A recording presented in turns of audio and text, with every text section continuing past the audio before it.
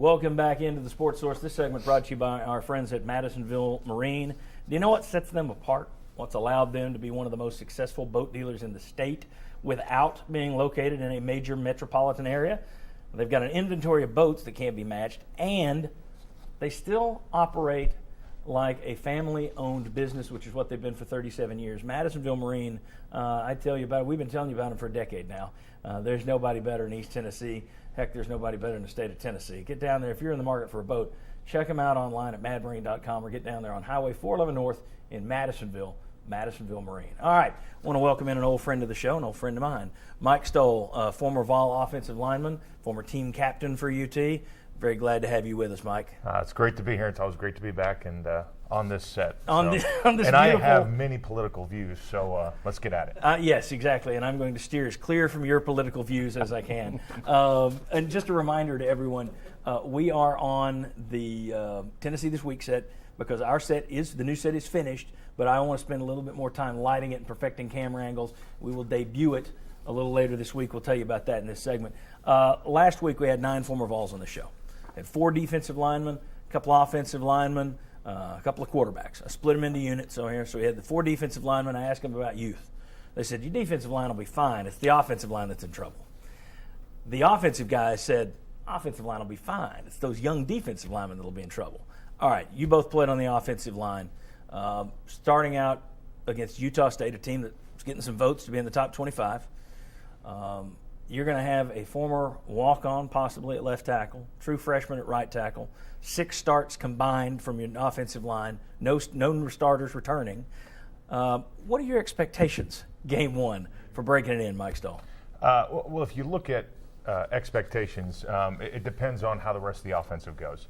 So if they can run the ball, if they can get good first down production, then I think it goes well. Offensive line is tough. When I was a returning starter, I was the only returning starter my senior year. They moved me to left tackle. We had Rodney Gordon at right tackle. He had some experience. Bryven Spivey, but then we had Jeff Smith, Bubba Miller were redshirt freshmen, so inexperienced, but we had a little bit of experience spattered about them. But what we did well is run the ball. The thing about offensive line, run blocking is like checkers. Pass blocking is like chess. Do you want a true freshman playing a chess match with an all-SEC defensive end? Do you want to walk on offensive left tackle playing chess with an all-American defensive end? It's tough, but if they can run the ball, they're going to be okay.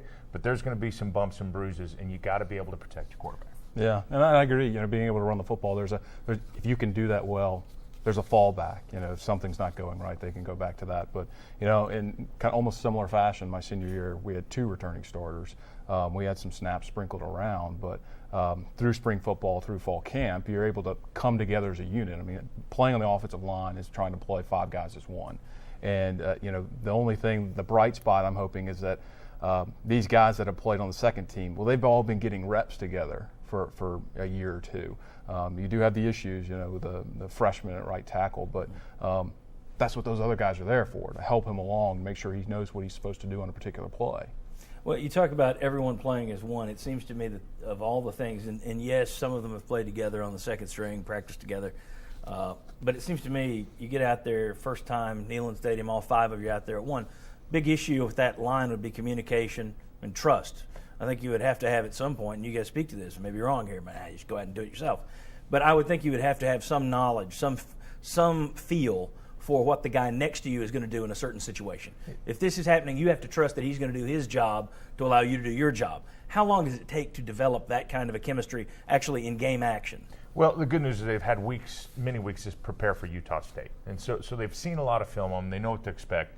So there are some communications. And as long as they can grasp the rules, if I'm covered, this is what I do. If I'm uncovered, I'm going to look at my buddy and I'm going to tell him and we're going to communicate. So if they follow their rules well and they can process that quick enough, it's okay. Good news is it's home.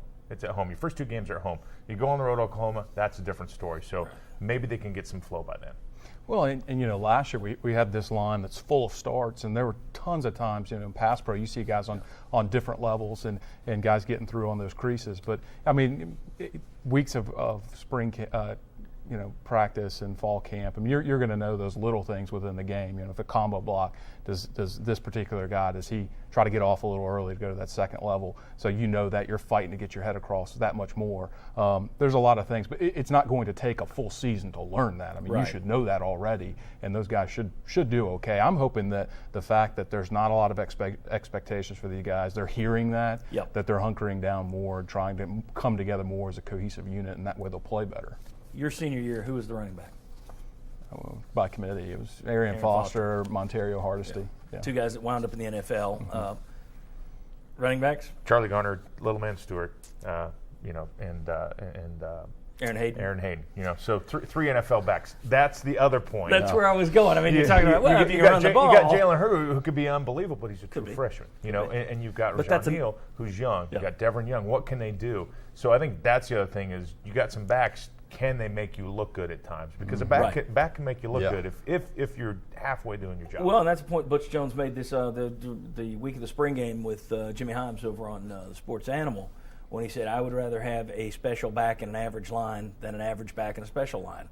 And I think if it turns out that Jalen Hurd or one of the other guys over there is special, has a special season, then obviously that's going to help the offensive line an awful lot. Guys, stick around. When we come back, we are going to do what we do once a year, and it's one segment.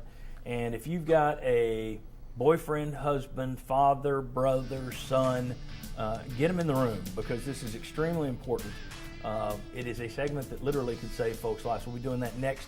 But I also want to tell you that coming up this week, Wednesday night, 8 o'clock, we're going to debut our set. They're doing a whole primetime special just to debut our set. That could be a lie.